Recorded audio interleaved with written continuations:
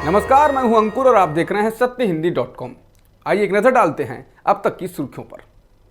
हिमाचल प्रदेश के विधानसभा चुनाव में जीत हासिल करने के बाद कांग्रेस के सामने सबसे बड़ी चुनौती विधायकों को एकजुट रखने और मुख्यमंत्री का चयन करने की है। इसके लिए शुक्रवार यानी आज शिमला में कांग्रेस के नवनिर्वाचित विधायकों की बैठक बुलाई गई है। इस बैठक में विधायक दल के नेता को चुनने का अधिकार कांग्रेस अध्यक्ष को देने से संबंधित प्रस्ताव पास किया जाएगा। पहले ये बैठक चंडीगढ़ में बुलाई गई थी, लेकिन अब इसे शिमला में रखा गया है। कांग्रेस विधायकों की बैठक में छत्तीसगढ़ के मुख्यमंत्री भूपेश बघेल और हरियाणा के पूर्व मुख्यमंत्री भूपेंद्र हुड्डा शामिल होंगे। बता दें, 68 सीटों वाले हिमाचल प्रदेश में कांग्रेस को 40 सीटों पर जीत मिली है, जबकि बीजेपी 25 सीटों पर सिमट गई है और अन्य को 3 सीटों पर जीत मिली। पड़ोसी राज्य पंजाब में सरकार चला रही आम आदमी पार्टी ने भी राज्य में 67 सीटों पर चुनाव लड़ा था, लेकिन उसे कोई सीट नहीं मिली और सभी प्रत्याशियों की जमानत जब्त हो गई। हिमाचल प्रदेश में कांग्रेस जीत गई है, लेकिन अब मुख्यमंत्री पद के कई दावेदार हैं। सबसे बड़ी दावेदारी हिमाचल प्रदेश अध्यक्ष और पूर्व मुख्यमंत्री वीरभद्र सिंह की पत्नी प्रतिभा सिंह की है। इसको लेकर उन्होंने अहम बयान भी दिया है। समाचार एजेंसी एएनआई से प्रतिभा सिंह ने कहा कि वो मुख्यमंत्री पद की रेस में नहीं है, लेकिन क्या वीरभद्र सिंह के परिवार और उनकी विरासत को नजरअंदाज किया जा सकता है। उन्होंने कहा कि मैं ये नहीं कह रही हूँ कि मैं मुख्यमंत्री पद की रेस में हूँ, लेकिन हमने ये चुनाव स्वर्गीय वीरभद्र सिंह के नाम पर जीता है। आप उन्हें और उनके परिवार को नजरअंदाज नहीं कर सकते। हिमाचल प्रदेश चुनाव में 25 सीटें जीतने वाली भाजपा को अगर मंडी को छोड़ दिया जाए तो शिमला, हमीरपुर और कांगड़ा संसदीय क्षेत्रों के अंतर्गत आने वाले विधानसभा इलाकों में करारा झटका लगा। भाजपा और केंद्रीय मंत्री अनुराग ठाकुर को सबसे बड़ा झटका ये रहा कि पार्टी उनके पैतृक हमीरपुर जिले की 5 में से एक भी विधानसभा सीट नहीं जीत सकी। अनुराग ठाकुर के पिता और 2 बार हिमाचल प्रदेश के मुख्यमंत्री रह चुके प्रेम कुमार धूमल को इस बार भाजपा ने टिकट नहीं दिया था। हालांकि अनुराग ठाकुर ने चुनाव के लिए हिमाचल में काफी प्रचार किया और हमीरपुर जिले में बड़े पैमाने पर प्रचार किया था, लेकिन वो बुरी तरह से फेल रहे। हालांकि मौजूदा बीजेपी में सारे चुनाव प्रधानमंत्री मोदी के चेहरे पर ही लड़े जाते हैं। वो नगर निगम से लेकर विधानसभा और लोकसभा में भी वोट मोदी के चेहरे पर ही मांगते हैं। हालांकि जहां जीतती है पार्टी उसका श्रेय पीएम मोदी को जमकर दिया जाता है, लेकिन जहां हार मिलती है वहां हार का ठीकरा स्थानीय नेताओं पर फोड़ना शुरू हो जाता है। शुरुआत ऐसा करने की मीडिया का एक बड़ा वर्ग करता है। हिमाचल में भी पीएम मोदी ने जमकर चुनाव प्रचार किया था और वोट भी अपने ही नाम और चेहरे पर मांगा। मोदी ने 12 नवंबर को हुए चुनाव से पहले सोलन में एक रैली में कहा भी था, आपको ये याद रखने की जरूरत नहीं है कि भाजपा का उम्मीदवार कौन है, ये कोई भी हो सकता है, बस कमल को याद करो। वोट डालते समय कमल का फूल दिखे तो समझो ये बीजेपी है, ये मोदी है जो आपके पास आया है। कमल के फूल के लिए आपका एक एक वोट आशीर्वाद के रूप में सीधे मोदी के खाते में जाएगा। बता दें, ये चुनाव मोदी के चेहरे पर ही लड़ा गया था, लेकिन हार की जिम्मेदारी के लिए अब बाकी नेता ढूंढे जा रहे हैं। समाजवादी पार्टी के अध्यक्ष और उत्तर प्रदेश के पूर्व मुख्यमंत्री अखिलेश यादव ने मांग की है कि रामपुर विधानसभा सीट पर फिर से चुनाव कराया जाए।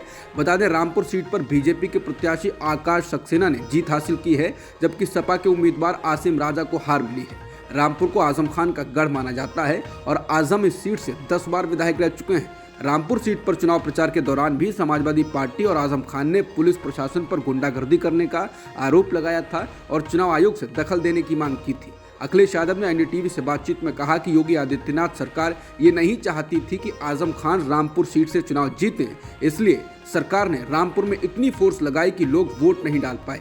उन्होंने कहा कि रामपुर सीट पर लोकसभा के उपचुनाव के दौरान भी प्रशासन ने वोट नहीं डालने दिया। बताना होगा कि कुछ महीने पहले हुए रामपुर लोकसभा के उपचुनाव में भी बीजेपी को जीत मिली थी। अखिलेश यादव ने कहा कि जिन बूथों पर समाजवादी पार्टी को हमेशा ज्यादा वोट मिलते थे, वहां पर इस बार ज्यादा फोर्स लगा दी गई, उन्हें संवेदनशील घोषित किया गया। लोग जब बाहर निकले तो उन्हें पीटा गया और घर में बंद कर दिया गया।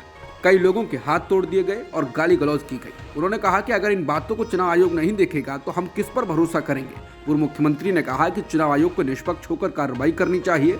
अखिलेश यादव ने कहा कि पार्टी की ओर से चुनाव आयोग को पत्र लिखकर कहा गया है कि रामपुर में चुनाव निष्पक्ष नहीं हुआ है और प्रशासन और पुलिस ने मिलकर चुनाव हराया है और फिर से चुनाव होना चाहिए। मोरबी हादसे के बाद पीएम मोदी के दौरे पर 30 करोड़ रुपए खर्च होने का दावा करने वाले ट्वीट को साझा करने के बाद गिरफ्तार किए गए टीएमसी नेता साकेत गोखले को इस मामले में बेल मिल गई, लेकिन गुरुवार शाम जब वो जमानत के बाद एयरपोर्ट जा रहे थे तब उनको मोरबी पुलिस ने फिर से गिरफ्तार कर लिया। टीएमसी नेता डेरेक ओब्रायन ने कहा कि गुजरात पुलिस साकेत गोखले को जमानत मिलने के बाद भी परेशान कर रही है। उन्हें 8 दिसंबर 8:45 पर फिर से गिरफ्तार किया गया। वो अहमदाबाद के साइबर पुलिस स्टेशन से निकल रहे थे। पुलिस टीम उन्हें बिना किसी नोटिस या वारंट के गिरफ्तार कर रही है और उन्हें अज्ञात स्थान पर ले जा रही है। ये निंदनीय है। सुप्रीम कोर्ट ने शुक्रवार को उस याचिका को खारिज कर दिया जिसमें सूचना के अधिकार यानी आरटीआई के तहत 12 दिसंबर 2018 को हुए कॉलेजियम की बैठक के विवरण का खुलासा करने की मांग की गई थी। याचिकाकर्ता ने कॉलेजियम की उस बैठक का ब्यौरा मांगा था जिसमें सुप्रीम कोर्ट के कुछ जजों की पदोन्नति पर कथित तौर पर कुछ फैसले किए गए थे। याचिका को खारिज करते हुए कोर्ट ने कहा कि चर्चा को जनता के सामने नहीं लाया जा सकता है और केवल कॉलेजियम के अंतिम फैसले को वेबसाइट पर अपलोड करना काफी है। सुप्रीम कोर्ट ने कहा कि केवल अंतिम फैसले को ही निर्णय माना जा सकता है। जिस पर भी चर्चा की जाती है वो सार्वजनिक डोमेन में नहीं होना चाहिए, वो भी आरटीआई अधिनियम के तहत। मध्य प्रदेश के इंदौर स्थित शासकीय लॉ कॉलेज में विवादास्पद किताब मामले का पटाक्षेप हो गया। जांच के बाद राज्य के उच्च शिक्षा विभाग ने कॉलेज के प्रिंसिपल और एक सहायक प्राध्यापक को सस्पेंड करने के साथ 3 विजिटिंग फैकल्टी को बर्खास्त कर दिया। बर्खास्त तीनों विजिटिंग फैकल्टी पर प्रदेश के सरकारी कॉलेजों में लाइफ टाइम प्रतिबंध लगा दिया गया। बता दें, इंदौर लॉ कॉलेज की लाइब्रेरी में लेखक डॉक्टर फरहद खान की किताब सामूहिक हिंसा एवं दांडिक न्याय पद्धति रखे जाने को लेकर विवाद हुआ था। अखिल भारतीय विद्यार्थी परिषद यानी एबीवीपी ने इस मामले को उठाया। उसकी अगुवाई में कॉलेज के छात्रों ने 2 दिसंबर को प्रदर्शन किया। एबीवीपी का आरोप था कि कॉलेज के प्रिंसिपल और प्रोफेसर धार्मिक कट्टरता फैला रहे हैं। पुलिस में शिकायत करते हुए संबंधित के खिलाफ कार्रवाई की मांग की गई। विवाद सामने आने के बाद पुलिस ने प्रिंसिपल और सहायक प्राध्यापक सहित आधा दर्जन शिक्षकों के खिलाफ मामला दर्ज कर लिया था। उच्च शिक्षा विभाग ने पूरे मामले पर जांच बैठाई थी।